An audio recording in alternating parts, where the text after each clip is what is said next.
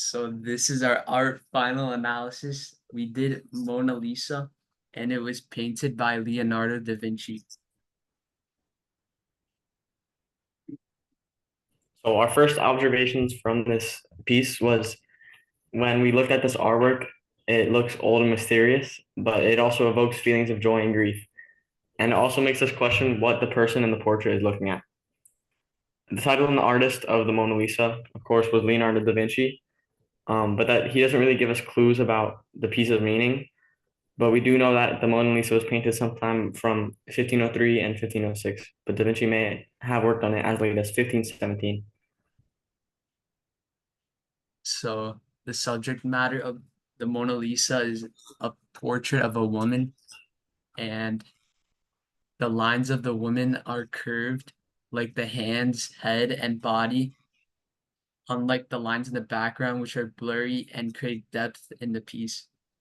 In the painting, we see like circles and ovals in the face, squares in the body of the woman, and cylinders in the arms of the woman. We also see some triangles in the background, in the trees and the cliffs. However, they are blurry. Organic shapes were primarily used in this painting. And the woman in the Mona Lisa uses warm colors like red, orange, and yellow. And in the background, cooler colors like green and blue are used and aren't very vibrant. The texture varies in the painting. In the background of the painting, the texture is rough and not very detailed.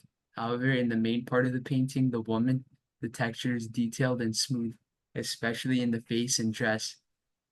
And space is used very well in the painting.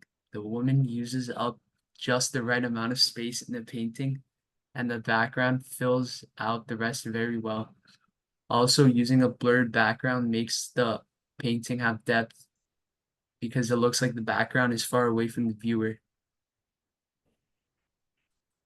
So our analysis of the Mona Lisa was that Leonardo da Vinci used oil paint on a wood pastel to create the masterpiece known as Mona Lisa. And some of the techniques he used included brushstrokes, and he layered different colors to create the Mona Lisa. He also specifically used sfumato, which is a Renaissance form that blends light and shade and colors to make a mix of colors that don't have any borders, like the background of the Mona Lisa.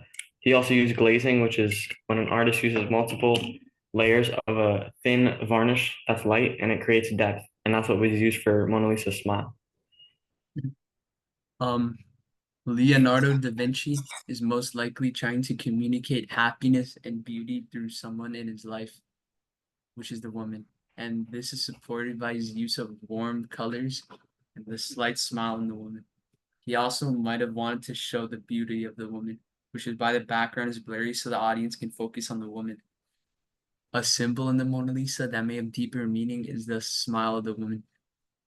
He most likely wanted to convey how complicated human emotions are, which is why he didn't make the woman just have a big smile and instead have slight smiles so that it seemed mysterious.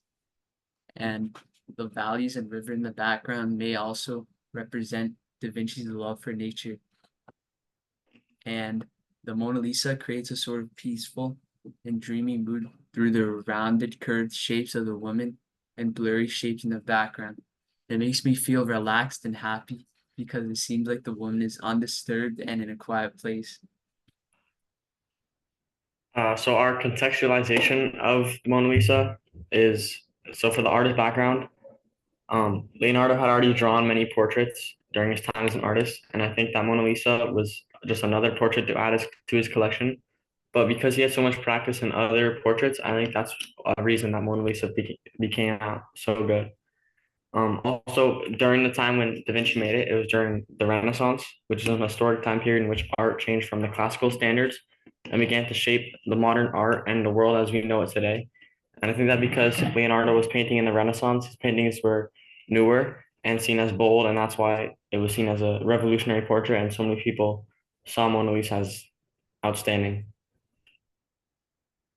So I personally like the artwork because I feel that Da Vinci did a very good job at creating a complex portrait that shows multiple emotions at once, though it shows mostly happiness. I also like the Mona Lisa because I think it represents many emotions that I feel today. And I also like it because Da Vinci made it so that many people could relate to it and enjoy deconstructing and analyzing the portrait themselves. So for the critical thinking, we thought that Da Vinci's choices of using organic shapes to convey a peaceful and serene atmosphere in the painting was really good. Also, using blurry shapes with cool colors in the background of the painting also helped to create the peaceful atmosphere. I think Da Vinci's painting was very effective at conveying a variety of emotions in one frame, which is usually only done effectively through photographs. And that's the end. Yeah.